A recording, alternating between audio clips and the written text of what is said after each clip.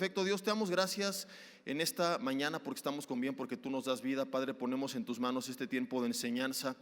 Pedimos tu dirección, Señor. Reconocemos que todo nuestro esfuerzo por entender tu palabra, si en la guía de tu Espíritu Santo, es insuficiente. Y todo nuestro esfuerzo por poner en práctica tu palabra, sin el poder que tú nos das, también lo es, Señor. Así que oramos que tú nos des entendimiento y el poder para poner en práctica esto, y que no sea información en nuestra mente, sino que puedan ser principios de vida que nos transformen. Pedimos que todo tipo de distracción, de opresión, Señor, se ha quitado del medio, que nada que esté operando en el ambiente físico o espiritual, Señor, se interponga entre tu palabra y nosotros. Te entregamos todo pensamiento, preocupación, cansancio, sueño, malestar, lo que sea, Padre, y que ninguna barrera hoy pueda estorbar lo que tú quieres sembrar en nuestras vidas. Que tu palabra caiga como la semilla sembrada en tierra fértil y produzca fruto en nosotros. Te lo pedimos en el nombre de Cristo Jesús. Amén y amén. Y bueno, quiero compartir un par de mensajes hoy. Este y el del siguiente servicio serán distintos. No son primera y segunda parte, pero digamos que forman parte de una serie de enseñanzas. Digo serie entre comillas porque no es que le puse como tal a la serie un nombre, sino que de forma espontánea a finales del año pasado empecé a compartir una serie de mensajes y terminaba uno y ese nos llevaba al otro, y pensaba que ya está ahí y nos llevaba al otro. Entonces se dio, digo entre comillas, sin querer, como una especie de secuencia de enseñanzas que tenían un solo propósito, que era un llamado al despertar, un llamado a buscar más al Señor, un llamado a apasionarnos más por Dios. Y tengo que ser bien honesto con ustedes, el primero que fue impactado, retado y a la vez transformado con estos mensajes fue un servidor. Entonces, si de repente por ahí siente las pedradas medio fuertes, no te las lanzo desde la posición de yo el perfecto para que se te quite, sino el primero que se llevó los coscorrones santos fui yo, ¿verdad? Dije, ay Señor, esto dolió. Y luego ya que me curé, dije, ahora para que vean lo que se siente, ahí le va también a la congregación. Y son versículos que empecé de repente a estudiar y que me animaron mucho, pero que también me confrontaron mucho. Y quiero hoy comenzar con Isaías capítulo 63. Voy a hacer un poquito, perdón, al lado esta mesa, porque de repente pongo aquí, siento que la voy a tirar y me la van a cobrar, y entonces no va a regresar, pero hasta dentro de 3 años, ¿verdad? Entonces así ya no corre peligro. Isaías 63 es la base de esta enseñanza que he titulado, digan conmigo, cuando el pueblo duerme. Cuando el pueblo duerme, ¿qué es lo que pasa y qué es lo que sucede cuando el pueblo deja de dormir y despierta? Bueno, vamos a ver este pasaje tan interesante que, ojo, yo sé que algunos pueden decir, Jesse, este es un pasaje del Antiguo Testamento.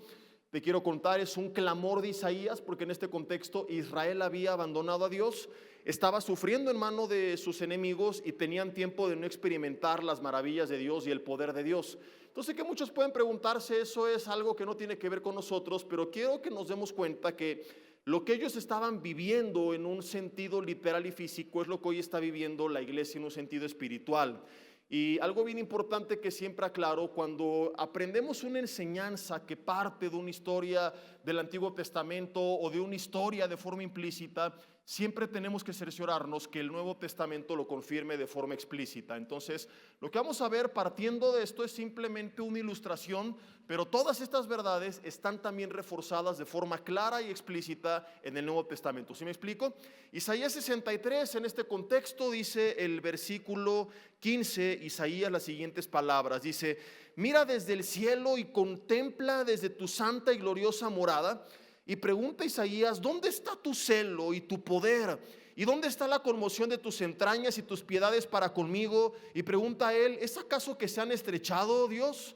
Quiero leerte exactamente el mismo versículo, pero en otra versión, que es la Nueva Traducción Viviente, que a veces como que simplifica un poco el lenguaje. Yo recomiendo siempre para un estudio profundo de la palabra la Reina Valera 1960, pero puedes compensarla o puedes más bien llevarla a cabo de forma paralela siempre con la NTV, que es de las versiones dinámicas, al menos desde mi perspectiva, ¿verdad? La mejor de ellas, un lenguaje más actual, menos rebuscado, pone en sentido a veces palabras que en el original quedan un poco confusas. Entonces la versión NTV dice en el versículo 15, Señor, mira desde el cielo, míranos desde tu santo monte y glorioso hogar y pregunta, ¿dónde está la pasión y el poder que solías manifestar a nuestro favor? ¿Dónde están tu misericordia y tu compasión?, se pregunta Isaías. Él, al ver el caos que estaba viviendo el pueblo y no experimentar al Dios de Abraham, de Isaac, de Jacob, el Dios de milagros que liberaba de los enemigos, que entregaba a los opresores, de repente en oración empieza a preguntar: Señor, ¿por qué no vemos las maravillas de nuestros antepasados? ¿Por qué no vemos el poder de Dios que conoció las otras generaciones? ¿Y dónde está ese Dios libertador y ese Dios poderoso y ese Dios de misericordia? ¿Es acaso que se estrecharon? Y yo no sé cuántas veces tú te has sentido como Isaías.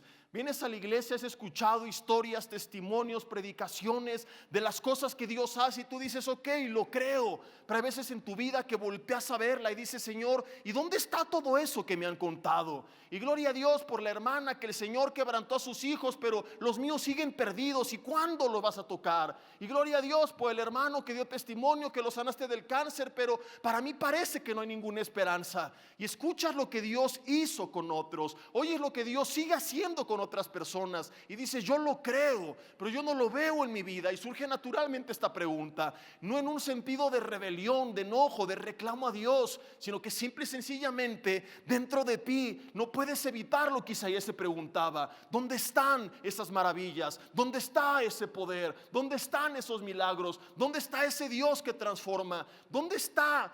Comparándonos ahora con la iglesia primitiva, ¿verdad? Que era una iglesia que trastornaba al mundo entero, y a veces vemos que la iglesia moderna no es capaz ni de trastornar sus propias vidas. ¿Y por qué no vemos ese Dios, no solo del Antiguo Testamento, sino también de los primeros años de la iglesia? Esa iglesia que tenía unidad, hermandad, que buscaba a Dios, que eran generosos, que Dios levantaba, que los enfrentó el imperio romano y no los pudieron detener. Isaías se pregunta esto en su corazón y en el versículo 19 continúa hablando y dice así, Isaías capítulo 63, quiero leerte esta versión únicamente de la NTV y fíjate qué fuerte las palabras de Isaías.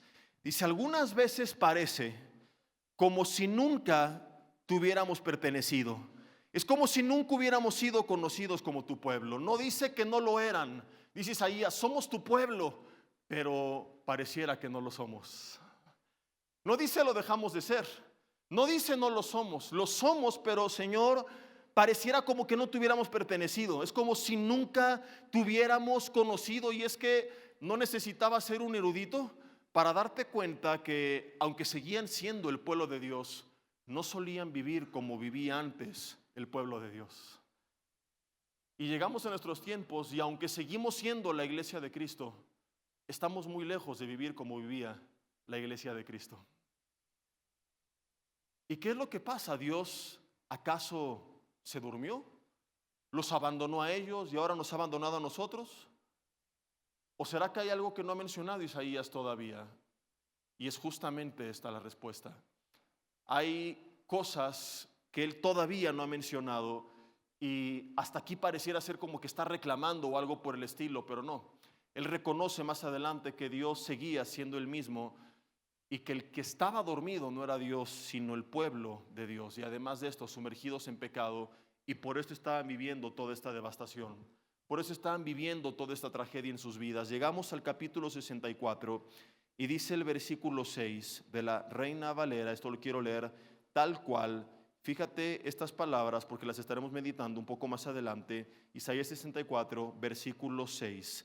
Si bien todos nosotros somos como suciedad y todas nuestras justicias como camisas del Cruz Azul, o sea, como trapos de inmundicia, dice la Biblia, y caímos todos nosotros, dice, como la hoja, y nuestras maldades nos llevaron como el viento. Quiero que tomes nota solamente de algo. Él habla de sus justicias. O sea, que no era un pueblo que se había apartado por completo de Dios al grado de ignorarlo y rebelarse y no reconocerle, sino que seguían llevando a cabo ciertas obras, entre comillas, de justicia. Ahorita vamos a meditar un poco en esto. Pero a pesar de todo ello, dice el versículo 7, nadie, pregunto, ¿quién? Nadie hay que invoque tu nombre, que se despierte para apoyarse en ti. Por lo cual, aquí entonces él reconoce, no es que Dios los hubiera olvidado, es por estas dos causas que dice: escondiste de nosotros tu rostro y nos dejaste marchitar en el poder de nuestras maldades. Veamos el problema real, y no es que Dios había escondido de ellos, sino que hay dos cosas aquí que Isaías menciona. No hay nadie, número uno, que invoque tu nombre. Hasta este punto yo sé que la mayoría puede decir: bueno, esto no va a aplicar para mí, porque yo sí suelo orar a Dios. Espérame tantito, Isaías no está diciendo que no oraban a Dios.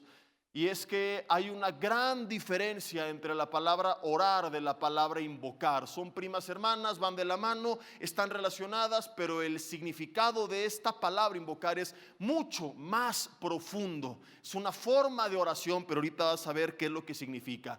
Porque en este punto puedes decir: bueno, yo sí me levanto y oro, y en la noche también oro. El pueblo de Dios que está mencionando aquí Isaías no se había apartado por completo de Dios al grado de olvidarse de él. El pueblo de Dios, quiero que entendamos, seguía ofreciendo sus holocaustos de forma rutinaria, como lo solían hacer antes. Seguían llevando a cabo sus oraciones de forma mecánica y religiosa, pero dejaron de invocar a Dios. Oseas también dijo en el capítulo 6, versículo 6, dice: misericordia quiero y no sacrificio, conocimiento de Dios más que holocaustos. No es algo único que reconoce Isaías, sino que históricamente el pueblo de Dios llegó a caer en este error: misericordia quiero y no sacrificio. Se olvidaban de la misericordia y lo sustituían por ciertos sacrificios. Conocimiento de Dios, no conocimiento intelectual, sino personal, una relación antes que los holocaustos. ¿Qué nos muestra Oseas? Y entonces volvemos con Isaías, que ellos por los holocaustos y los sacrificios se olvidaron de la misericordia y de su tiempo con Dios y de buscar a Dios, y reemplazaron su relación con Dios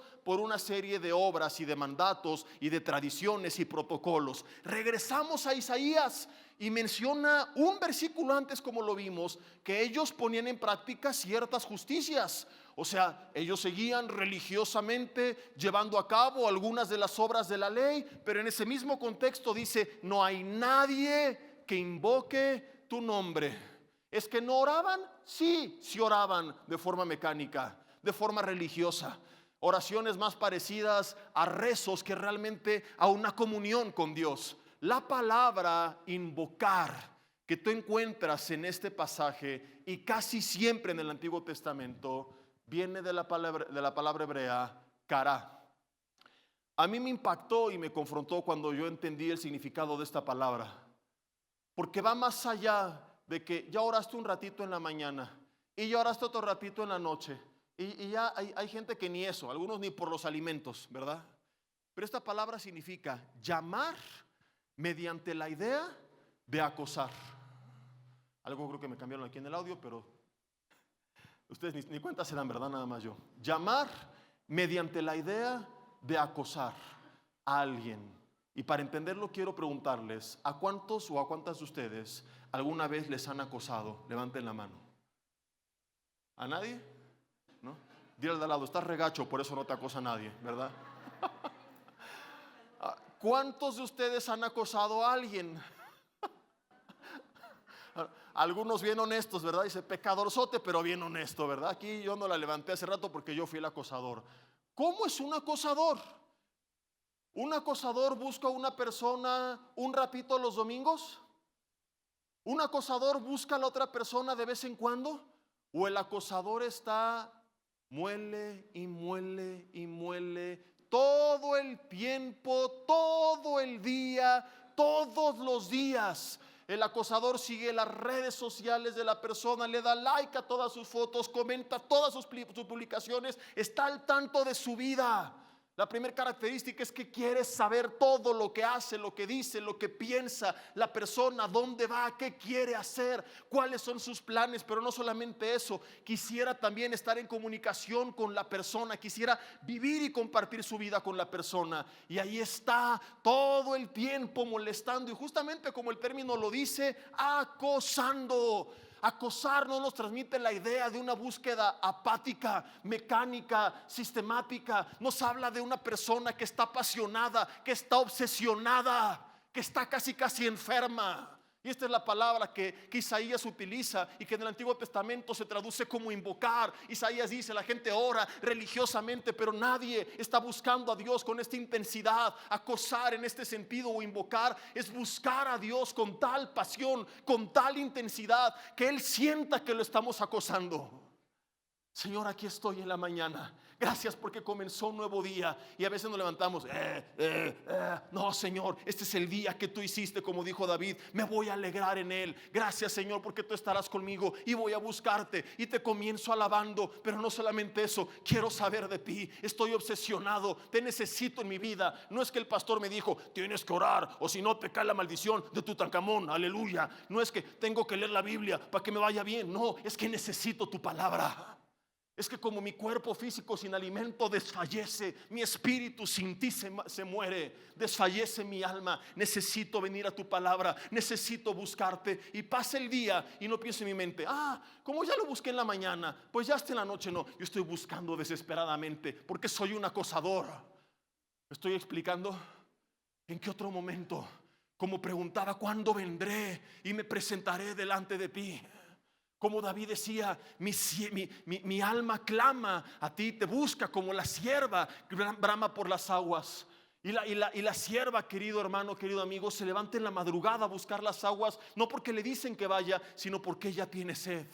Y preguntaba, ¿cuándo vendré? ¿Cuándo me presentaré delante de ti? Este es alguien que invocaba a Dios, que constantemente buscaba el rostro de Dios. Señor, ¿en qué otro momento del día? ¿Dónde podré encontrar un espacio? Camino al trabajo, no importa si voy en auto privado, en transporte público. Ahí voy a aprovechar para poner alabanzas. Ahí voy a aprovechar para orar en el camino con mi familia. Ahí voy a aprovechar de regreso para escuchar prédicas. Mientras me baño, mientras hago ejercicio, mientras salgo a caminar. Todo el tiempo posible. Lo que más tarde Pablo tradujo en 1 de Tesalonicenses 5:17 como orad sin cesar, que es buscar con intensidad y compasión el rostro de Dios. Decimos a veces entre comillas la presencia de Dios, digo entre comillas porque estrictamente hablando habita en nosotros, pero de forma simbólica se refiere a buscar estar con Él a solas. Y la iglesia moderna está muy lejos de ser una iglesia acosadora de la presencia de Dios. Invocar no es me levanto en la mañana, ay Señor, buenos días, ay qué sueño, Padre, te pido que tú me guardes este día, que me bendigas en el nombre de Jesús, amén. Y nos vamos. Y en la noche, antes de dormir, todo modorro, gracias Señor por este día, estuvo bueno, en el nombre de Jesús, amén. Oramos de forma mecánica, religiosa, rutinaria, lo mismo todos los días. Algunos juzgan al catolicismo porque hace rezos mecánicos que Jesús dijo que no lo hiciéramos. Y no nos damos cuenta que hemos hecho nuestros propios rezos cristianos. Nos acostumbramos, hasta la oración por los alimentos siempre es la misma. Tanto la tenemos sistematizada que una vez yo iba a orar por otra cosa, no me acuerdo por qué, y empezó a orar por los alimentos. Dije, pero si no vamos a comer. Ya lo tenía mecánicamente en la cabeza. Y perdemos esa pasión y esa intensidad y ese deseo de conocer más del Señor, de estar más con Él, de alabarle, de relacionarnos. ¿Cuándo fue la última vez? Y no lo digo para que te sientas culpable y saliendo de aquí te avientes en la avenida que te atropelle un tráiler o algo por el estilo, sino simplemente para reflexionar y que el Señor al final del mensaje, de acuerdo a su misericordia que se renueva cada mañana, nos permita la oportunidad de corregir lo que tengamos que corregir. Pero ¿cuándo fue la última vez que nos desvelamos, por ejemplo, adorándole? Sin estar preocupados por hoy la hora, somos muy estrictos ahora. Pero se nos olvida que antes en la fiesta no éramos tan estrictos. ¿Te acuerdas aquellas noches en las que no te importaba que te alargaras 3, 4 de la mañana y tú seguías, Carmen, se me perdió, y no te importaba? Y que mañana tengo que ir a no sé dónde, no me importa que la fiesta siga. Pero ahora para buscar a Dios sí somos bien estrictos, bien legalistas. No, ya mi tiempo porque en mis 8 horas tengo que dormir. Y no estoy diciendo que todos los días te vas a desvelar. Pero ¿cuándo fue la última vez que tú dijiste, hoy quiero seguirme adorándote, papá? Hay cristianos que tienen años que no se postran en su presencia, que no saben lo que se siente humillarse delante de Dios y doblar sus rodillas de forma genuina. De forma genuina digo, que represente lo que hago externamente, lo que estoy sintiendo en mi corazón.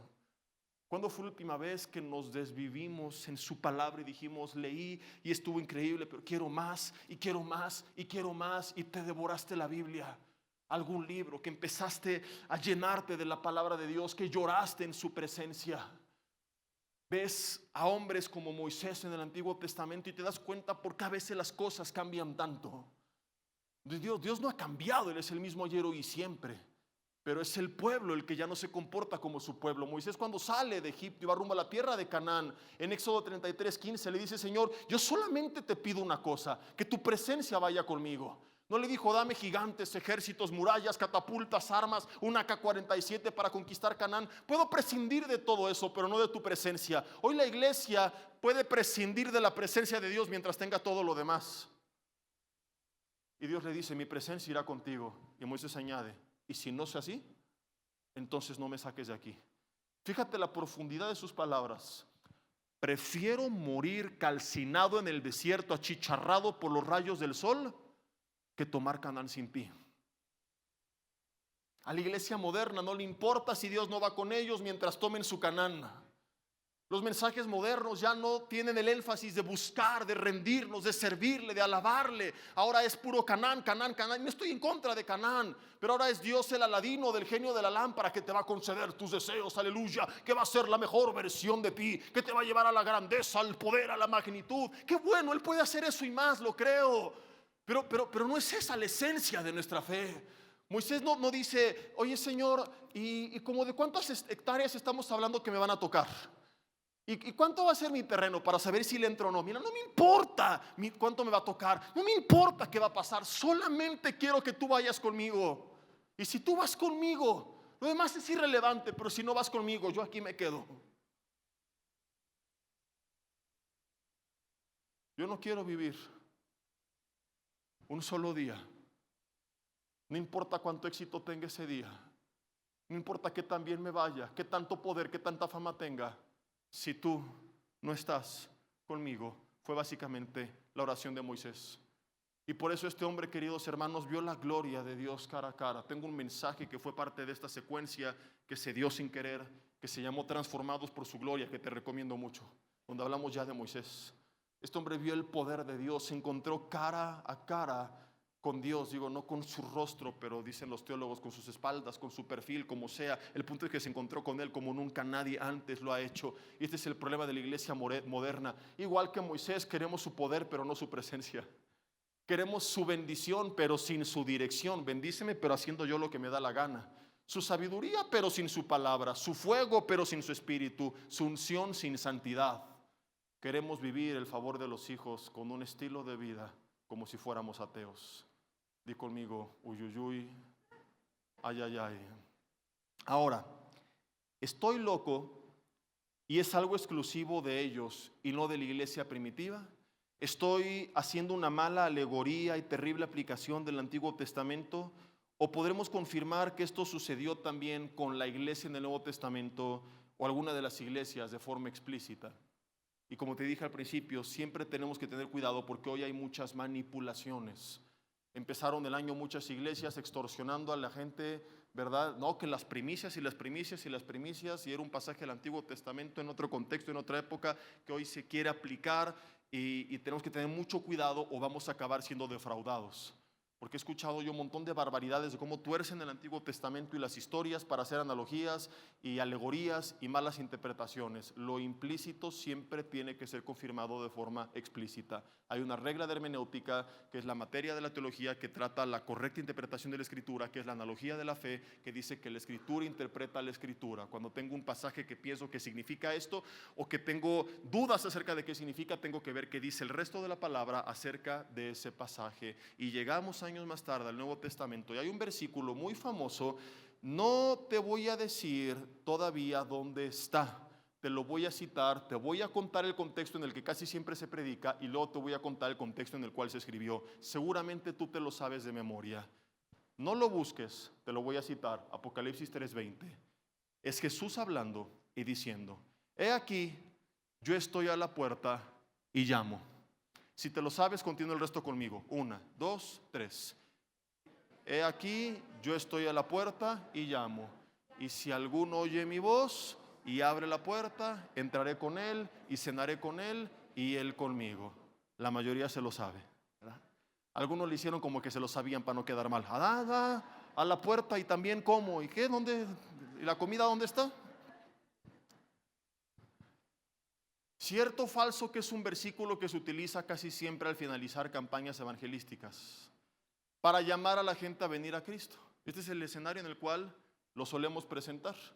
Después de haber dado una hora de un mensaje evangelístico, cerramos la campaña diciendo: y Jesús dijo, he aquí, yo estoy a la puerta y llamo, y Él te está llamando, y si tú abres la puerta, Él prometió que va a entrar a ti y va a cenar contigo y tú con Él. ¿Cuántos quieren venir a Cristo? Acto seguido, hacemos la oración de fe. ¿Lo has escuchado en este contexto? No está mal, pero este no es el contexto donde se escribió. Apocalipsis 3 es uno de los 7 mensajes dirigidas a 7 iglesias que había en Asia, llenas, entre comillas, de creyentes. No fue un mensaje dirigido para invitar al mundo a venir a Cristo. Fue un mensaje dirigido a una de las iglesias para hacerles ver que habían dejado fuera a Cristo. No es Jesús llamándole al mundo, ábreme la puerta. Es Jesús diciéndole al mundo, ¿por qué me dejaste fuera? No al mundo, perdón, a la iglesia. Es Jesús tocando las puertas de su iglesia. ¡Hey! Te estoy llamando. Conoces de mí, has escuchado de mí, has predicado de mí, pero no me has dejado entrar a tu vida. Me has dejado fuera de la iglesia. Hoy se predica puro humanismo y pura motivación y puro coaching y psicología con una embarrada de la palabra de Dios. La iglesia está sacando a patadas a Jesús de su propia casa, lo digo entre comillas. Entonces Él toca y dice: ¿quién me va a abrir la puerta? ¿Quién me va a dejar entrar? Quiero obrar en tu vida y tengo planes preciosos y quiero mostrar mi poder. Y claro que puedo traer restauración y tantas cosas que te han dicho, pero tienes que reconocerme de forma genuina en tu vida. La iglesia, al igual que el pueblo que Isaías menciona, había hecho un lado a Dios, ha hecho a un lado a Dios. Pablo dijo en el Nuevo Testamento, Romanos 13, versículo 11, y esto conociendo el tiempo, que es hora ya de levantarnos del sueño, no mañana, no el próximo año. ¿Cuándo dijo? Ya. La iglesia, parte de ella, está dormida y Pablo dice: tiene que haber un despertar, porque ahora está más cerca de nosotros nuestra salvación que cuando creímos. Regresamos a Isaías y vemos que está diciendo lo mismo que Pablo menciona, que el pueblo estaba dormido. Isaías 64, versículo 7. Nadie hay que invoque tu nombre, sumidos en su religiosidad, en su apatía, en sus rutinas, en su sistema. Y después dice que se despierte, o sea que estaban como dormidos, y no hay nadie que se despierte para apoyarse en ti. El pueblo dormido, soñando nada más. Y hoy hay un montón de predicaciones de los sueños, pero la gente no lo vive. Has escuchado la voluntad, pero Romanos 12:2 habla de comprobarla. Y cree y recibe, y mucho sí, decreto y declaro y arrebato y todas estas cosas raras, pero no lo viven porque están dormidos. Hasta que no despierte el pueblo de Dios, no vivirá los sueños de Dios y seguirán solamente siendo sueños y no promesas hechas realidad. Segundo problema, dice, es que no hay nadie que se apoye en él. ¿Qué es la palabra apoyar? No la puedo ilustrar con este púlpito porque está medio frágil y yo peso muchos kilos. No sé cuántos me calculen, pero seguramente se van a equivocar. Pero la palabra apoyar viene del hebreo shan, que significa respaldarse o sostenerse.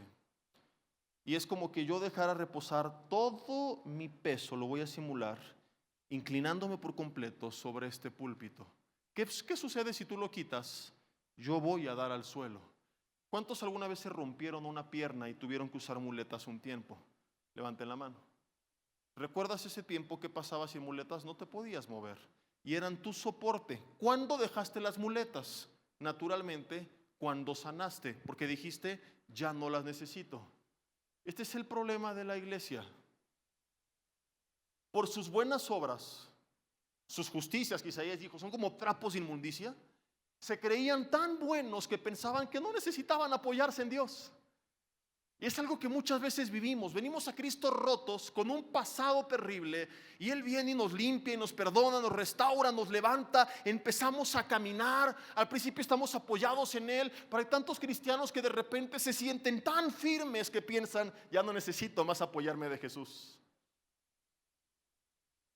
Y tienes tantos casos, querido hermano, que no tienes idea, que ha habido en los últimos meses, de pastores de todo tipo de denominación que han caído en adulterio.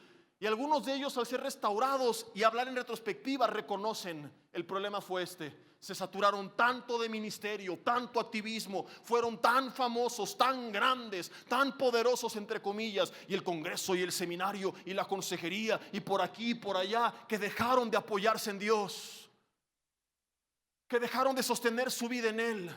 Se apoyaban ahora en su propio perfil, en su experiencia, en sus tablas, en su reputación, en su renombre. Se levantaban como Sansón: soy tan grande que otra vez saldré como las otras y venceré. Hasta que vino entonces la caída. Y se nos olvidan las palabras de Pablo: todo aquel que cree estar firme, cuidado, mire que no caiga. Primer paso para caer es creer que no vas a caer.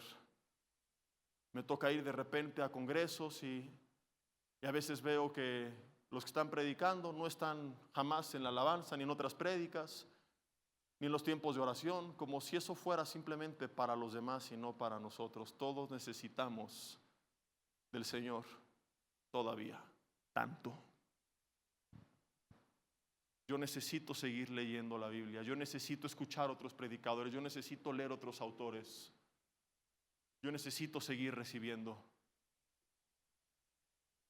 Tuvimos hace unos días los pastores en Querétaro un tiempo precioso, donde un ministerio estadounidense nos estuvo ministrando y predicando, y qué bonito, todos los pastores de Vida Nueva recibiendo ahí la palabra, y necesitamos eso en nuestras vidas. Pero ¿qué pasa con muchos cristianos, con mucha gente, no solamente líderes, también congregantes?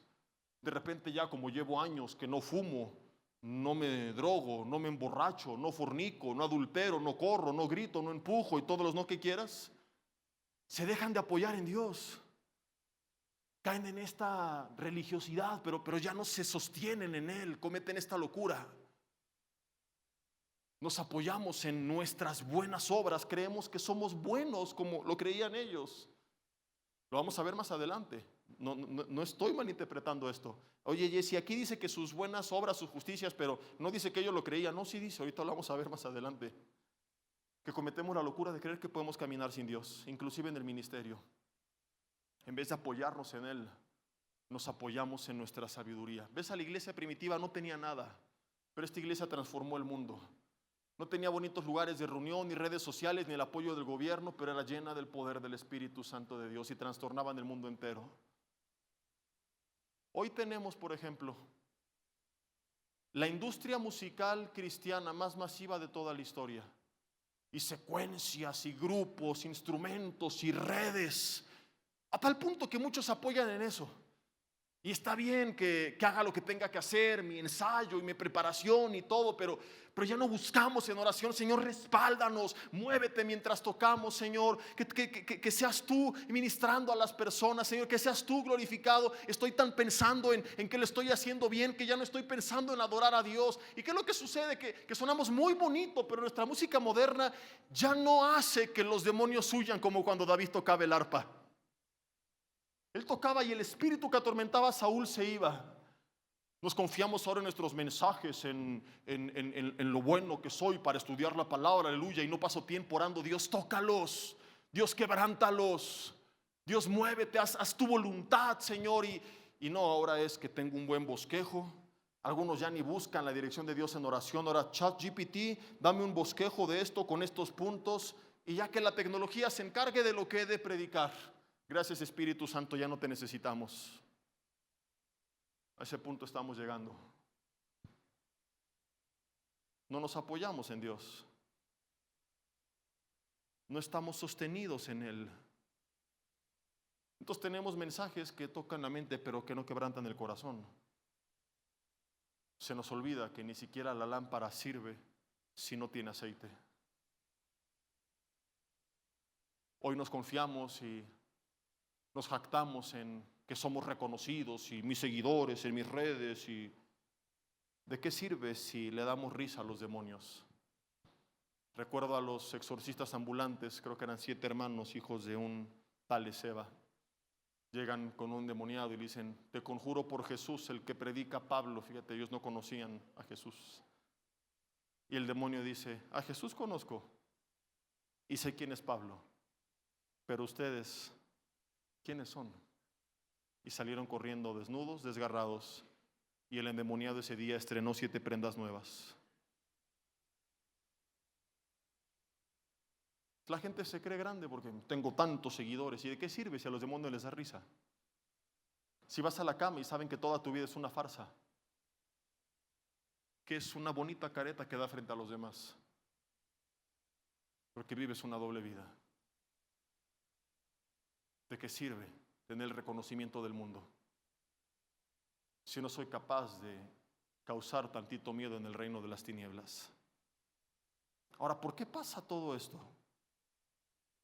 Mientras sigamos nosotros, lo dijo Isaías, sin apoyarnos en Dios, dice: por lo cual escondiste tu rostro, su rostro seguirá escondido. Y quiero hacerte una pregunta: ¿por qué sucede todo esto? ¿Cómo llegamos a este punto? Y te lo quiero responder con otra pregunta más. Pon mucha atención porque la respuesta te va a sorprender. ¿Cuál fue el pecado principal de Sodoma y Gomorra? ¿Cuál fue su pecado principal? ¿Cuántos dicen que fue algún tipo de inmoralidad? A ver, levanten la mano los que creen que es un tipo de inmoralidad. Levanten la mano los que creen que no fue la inmoralidad. Levanten la mano los que no levantaron la mano. Te soy bien honesto, hasta hace algunos meses yo hubiera levantado la mano con la primera pregunta, sin dudarlo ni un segundo. Me impactó cuando yo leí esto. Porque resulta que el problema más grande no era el problema más grande, era el resultado del problema. Y me doy cuenta que a veces como iglesia nos enfocamos en el resultado y no el origen. Ezequiel capítulo 16, fíjate esto, versículo 49. He aquí, esta fue la maldad de Sodoma tu hermana. ¿Están listos? ¿Cuál fue? Soberbia, saciedad de pan y abundancia de ociosidad tuvieron ella y sus hijas, y no fortaleció la mano del afligido y del menesteroso. Di conmigo: soberbia, saciedad de pan y abundancia de ociosidad. Son 3 pecados que se vuelven enemigos del avivamiento, y te lo voy a explicar porque dices: ¿qué tiene que ver la saciedad de pan? El problema es que la saciedad de pan, o sea, no necesitar nada y tener aparentemente todo, los llevó a una abundancia de ociosidad, que es una forma de soberbia. Yo no necesito de Dios, yo lo tengo todo. Entonces empezaron de ociosos, y la ociosidad se volvió, como dice el dicho, en la madre de todos los vicios.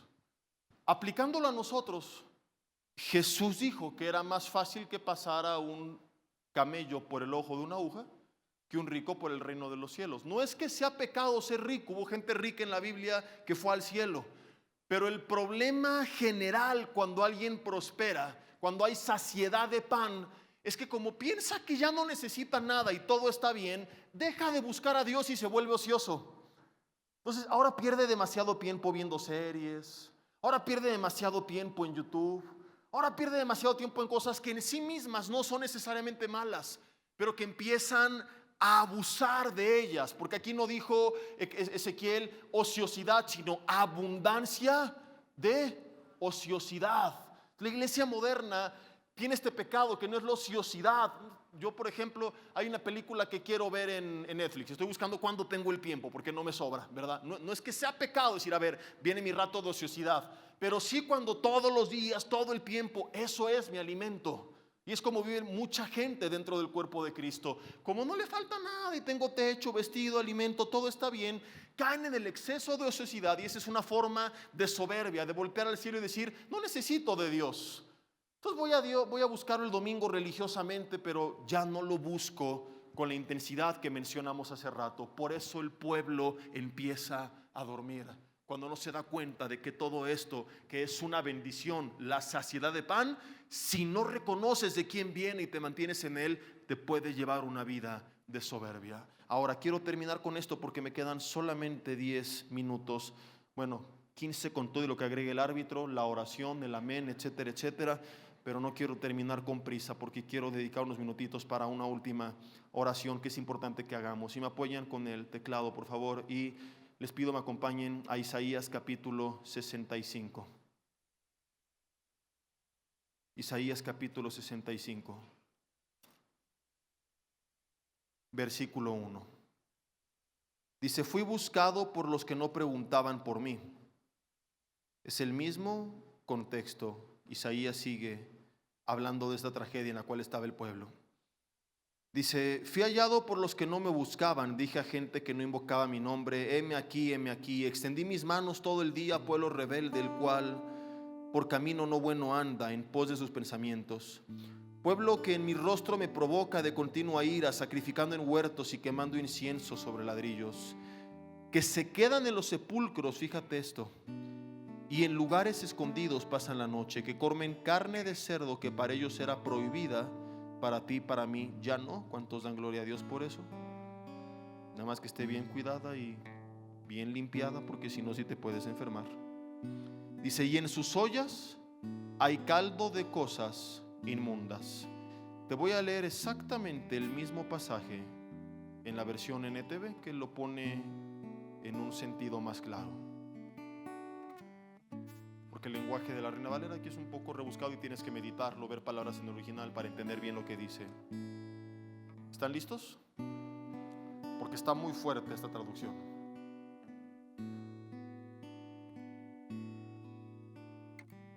Estaba listo para responder, pero nadie pedía ayuda. Es Dios hablando, no Isaías. Hey Señor, ¿y por qué no me hablas? ¿Y por qué no me respondes? ¿Y por qué no te veo? Y dice Dios: no, yo ahí estoy. Ahí he estado siempre. Y te he querido hablar y he querido dirigir tu vida y revelarte mis planes y los sueños que tengo para ti, enseñarte el camino que debes seguir, pero no has buscado mi ayuda. Su promesa es: clama a mí, yo te responderé. Pero la iglesia no clama. He hecho citas contigo cada madrugada y me has dejado plantado esperando. ¿Cómo te atreves a cuestionar por qué yo no hablo? ¿Por qué no respondo? Dios sigue hablando, solo que a la gente ya no le gusta escuchar su voz. Estaba listo para dejarme encontrar, pero añade: nadie me buscaba. Aquí estoy, dice por segunda vez. Le dijo una nación que no invocaba mi nombre: todo el día abrí mis brazos a un pueblo rebelde, pero ellos siguen sus malos caminos y sus planes torcidos. Todo el día me insultan en mi propia cara al rendir culto a ídolos en sus huertos sagrados y al quemar incienso en altares paganos. De noche andan entre las tumbas. Ellos no podían hacer esto, era algo considerado impuro. Y ahí andaban en la noche para rendir culto a los muertos, a la par que ofrecían sacrificios a Jehová, comiendo carne de cerdo y haciendo guisos con otros alimentos prohibidos. Mezcla, dice la Reina Valera, un caldo de cosas inmundas, una mezcolanza de pura inmundicia. O sea que el pueblo no solamente estaba dormido para buscar a Dios, sino que vemos aquí algo más trágico todavía. Estaban bien despiertos de noche para buscar el pecado. Literalmente es trágico porque estás hablando del pueblo de los vivos pasando la noche con los muertos. No en sentido figurado, sino que literalmente se iban las madrugadas a los sepulcros a adorar a los muertos, a comer carne de cerdo y mezcla de cosas inmundas. Y esto me obliga a hacer una pregunta. ¿Tú dónde pasas las noches?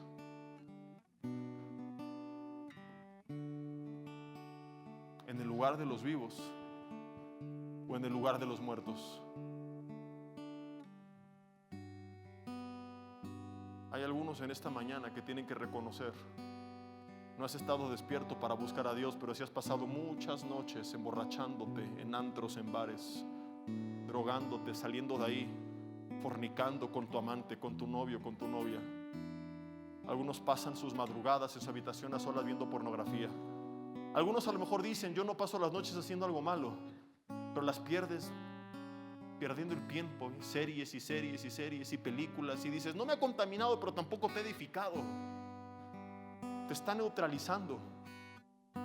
Y entiéndeme, si me conoces hace años, tú sabes que no soy legalista ni religioso, y que a veces hasta me han criticado llamándome libertino, pero las cosas como son. Una cosa es que no todo sea pecado, todo me es lícito, mas no todo me conviene. Pero también Pablo dijo: aunque todo me es lícito, no me tengo que dejar dominar de nada. Y algunos han tomado sobre pretexto de que no es pecado para perder el tiempo en eso. Y hemos perdido la oportunidad de conectarnos con Dios en esos espacios. De eso tratará el mensaje del segundo servicio, Leña Nueva. ¿Cómo puedo yo alimentar mi comunión con Dios todos los días, todo el tiempo, con esa leña que le echo a la relación? El primer confrontado fui yo. Yo perdía mucho tiempo en cosas que no eran malas. A mí me gusta mucho, por ejemplo, jugar ajedrez. No es pecado, pero tampoco edifica estar tantas horas en la noche en eso que a fin de cuentas no me va a dejar nada. Un rato está bien, pero hasta ahí.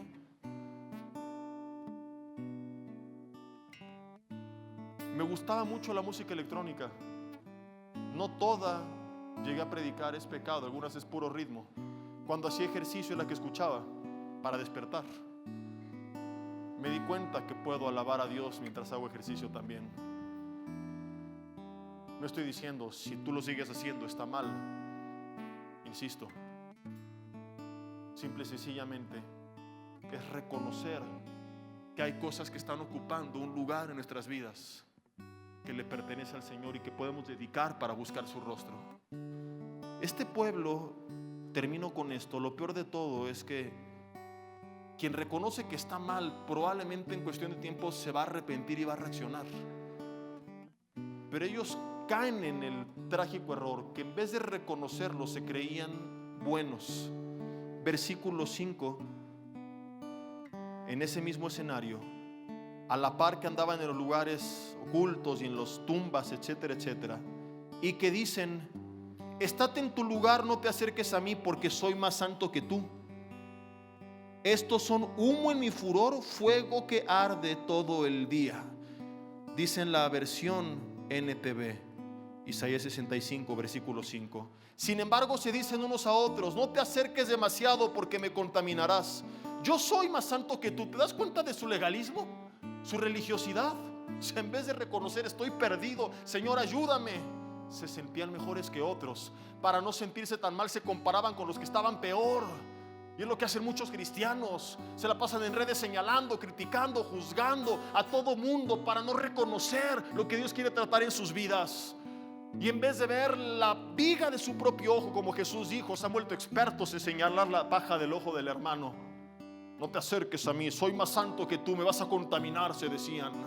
En vez de humillarse y decir: Señor, perdóname, Señor, transfórmame. No soy mejor que los demás, te sigo necesitando tanto. No, como ya soy cristiano y tengo 10 años en Cristo, aleluya, y ya no fumo y no robo y no fornico y no adultero y no corro, no grito, no empujo, me creo mejor que los demás. Me vuelvo un legalista que ya no busca de Dios, ya no le predica a nadie, ya no ora por nadie. Es tan cómodo estar sentado a la mesa del Rey que se nos olvida que algún día todos fuimos mendigos. Y dice Dios: este pueblo es un hedor para mi nariz. No me gusta leer esto, no lo disfruto, pero es lo que dice: un olor irritante que nunca desaparece. ¿Qué significa esto? Que Dios aborrece, le da asco, abomina, vomita, le irrita la religiosidad y el legalismo del pueblo de Dios. Cuando caemos nosotros en esta condición, la religiosidad ahuyenta la presencia de Dios. Dios no soporta este tipo de actitud. termino con esto, tenemos que abrir nuestros ojos y reconocer la realidad. Porque quizá yo pueda voltear y compararme con otros cristianos y concluir, soy bueno. Pero entendí esto. Vengo a la Biblia y veo la pasión de estos hombres, su fe, su entrega. A los 3 amigos de Daniel dispuestos a morir antes que negar al Señor. A Daniel diciendo, no dejaré de orar aunque me cueste la vida. A los discípulos predicando aunque los encarcelaran. El amor de los primeros cristianos, la fe que había en ellos, el poder que en ellos se manifestaba, cómo Dios usaba sus vidas. Veo a toda esta gente y solamente puedo concluir una cosa: necesitaría estar ciego y loco para no reconocer que no importa qué tanto haya crecido, que no importa qué tanto Dios me haya cambiado, que no importa qué tanto le busque, nunca será suficiente. Todavía necesito tanto, tanto, tanto de Dios. Todos seguimos necesitando tanto de Dios. No importa cuánto tiempo tengas en Cristo, cuánto Dios te use, aún hemos de seguir creciendo en Él. Aún hemos de seguir rendidos a Él. Y es tiempo, querida familia, de despertar, de invocarlo. Invocarlo me refiero a lo que ya vimos, buscarlo con esa intensidad, de apoyarnos en Él, realmente de refugiarnos en Él. Yo he aprendido a raíz de estas enseñanzas a confiar en Él. Y paradójicamente en los últimos meses hemos tenido más presiones que muchos años atrás. Pero vivimos mi esposa y yo mucho más tranquilos que antes. Y hemos visto su mano, su favor y su bendición como nunca antes en nuestras vidas. Y resulta que cuando no había presiones no podíamos hacer ciertas cosas. Y ahora que pareciera que no podemos, podemos. Porque cuando el pueblo se apoya en Dios, las cosas cambian. No te apoyes en tu propia prudencia, no seas sabio en tu propia opinión. La promesa es: reconóceme en todos tus caminos y yo voy a enderezar tus veredas. Luego lee en casa porque no hubo tiempo de mencionarlo, pero en el segundo libro de las Crónicas, capítulo 14, del 9 al 12, viene una guerra sobre el pueblo de Israel y ellos se apoyan en Dios y Dios les dio una victoria avasalladora. Y la palabra apoyarse ahí es la misma Shan. Cuando el pueblo se apoya en Dios, el pueblo vive una vida en victoria.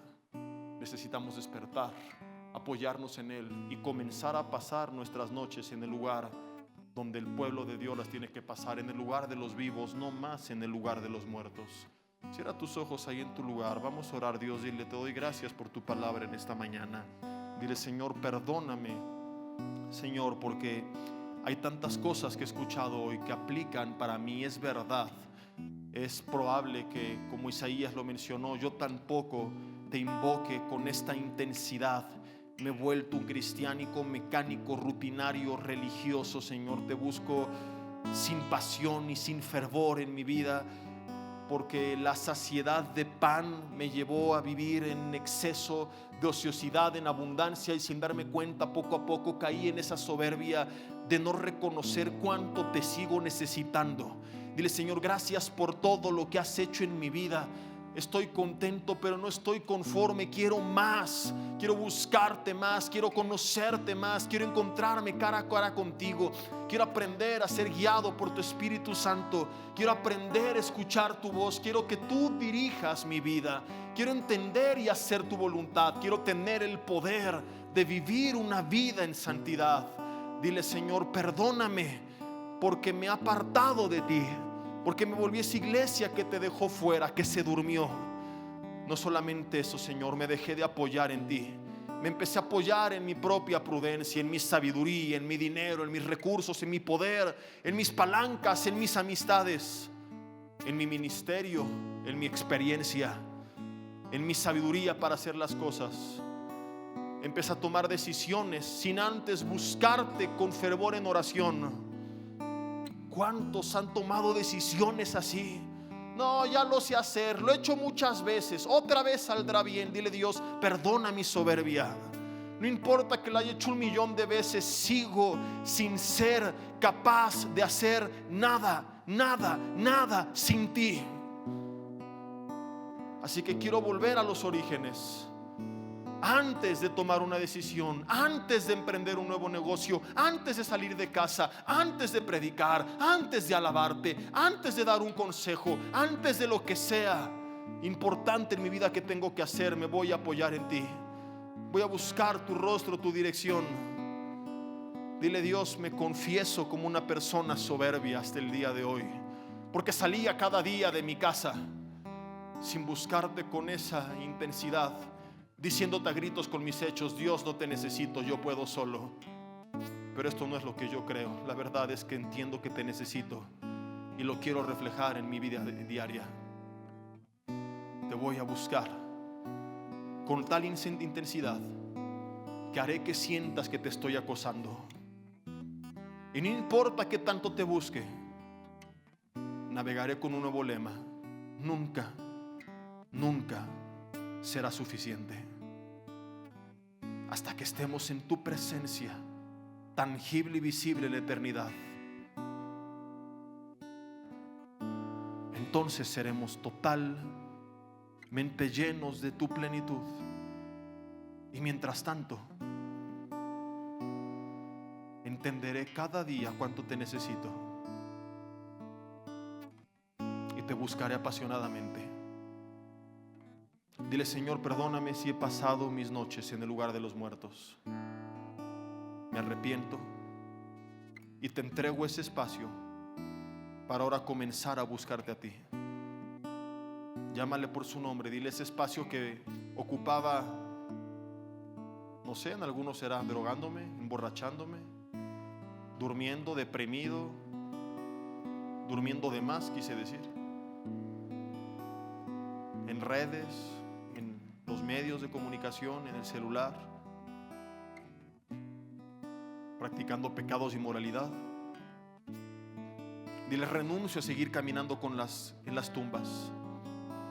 Renuncio a seguir caminando entre los muertos. Renuncio a ese caldo de cosas inmundas. Llámale por su nombre. Todo lo que mezclaste en él y te comiste, dile: te lo entrego. Y ahora pasaré esas noches velando en el lugar de los vivos, donde tiene que pasarlas el pueblo de Dios, en tu presencia, Señor. Padre, permítenos ahora experimentar lo que sucede cuando el pueblo despierta. Si se humillare mi pueblo, sobre el cual mi nombre es invocado, y oraren y buscaren mi rostro. Esto es lo que pasa cuando el pueblo deja de dormir, cuando se humilla, cuando busca el rostro de Dios, cuando se vuelve de sus malos caminos. Esto es lo que vendrá. Entonces yo oiré desde los cielos, vendrán tiempos de respuesta tras respuesta de oración, y perdonaré sus pecados. No salgas con culpa y con vergüenza. El Señor, si tú le has pedido perdón, hoy te echo libre y sanaré su tierra. Verás a Dios trayendo sanidad y restauración en diferentes áreas de su vida. Yo oro para que así sea, Señor. Que las ventanas de los cielos se abran sobre tu iglesia y vean tu mano, tu favor y tu poder. Que toda culpa sea echada afuera en el nombre de Jesús, y puedan con gratitud acercarse confiadamente al trono de la gracia, creyendo en tu perdón, Señor. Y que tú sanes su tierra. Sana a las familias rotas. Sana personas con finanzas quebradas. Sana, Señor, enfermos a los que los doctores les dijeron que no era posible. Que sea tu presencia, Señor, manifestándose en sus vidas, tu espíritu tocando y trayendo restauración y sanidad en todas las áreas de su vida que tú lo quieras hacer. Que podamos experimentar ahora lo que pasa cuando nos volvemos a ti, Señor, y que prontamente la historia pueda cambiar y ahora seamos un pueblo despierto que ha visto tu gloria y que trastorna otra vez al mundo que le rodea. En el nombre de Jesús, amén y amén. ¿Qué tal? Me da muchísimo gusto saludarles y quisiera simplemente comunicarles que gracias a todos ustedes a través de todas las naciones en el mundo que aman la palabra de Dios y que realmente están interesados en que nosotros como organización Vida Nueva para el Mundo continúe predicando el Evangelio de la gracia de Jesucristo, podamos nosotros continuar haciéndolo gracias a sus donaciones. Este año cumplimos 46 años de ministerio, 46 años donde hemos predicado, pensamos y consideramos de una forma fiel el Evangelio, la sana doctrina de Jesucristo. Nosotros con todas estas donaciones tenemos que sostener pastores, misioneros, obras, equipos de televisión y aún continuamos buscando la manera de poder elevar este ministerio. Hasta este momento quiero que ustedes estén enterados, no tenemos una sola propiedad. Y así hemos trabajado durante 46 años porque le damos la importancia a la evangelización, a las misiones y también a los hombres de Dios para levantar más pastores. Le damos las gracias, que pueda Dios con su gracia tocar sus corazones y que puedan ustedes invertir en un terreno donde es fructífero, porque creemos que hemos producido bastante buen fruto para la gloria de Dios. Gracias por sus aportaciones y por las donaciones que sabemos ustedes continuarán haciendo para que podamos continuar siendo fieles en la predicación del Evangelio de la gracia de Dios. Que Dios les bendiga.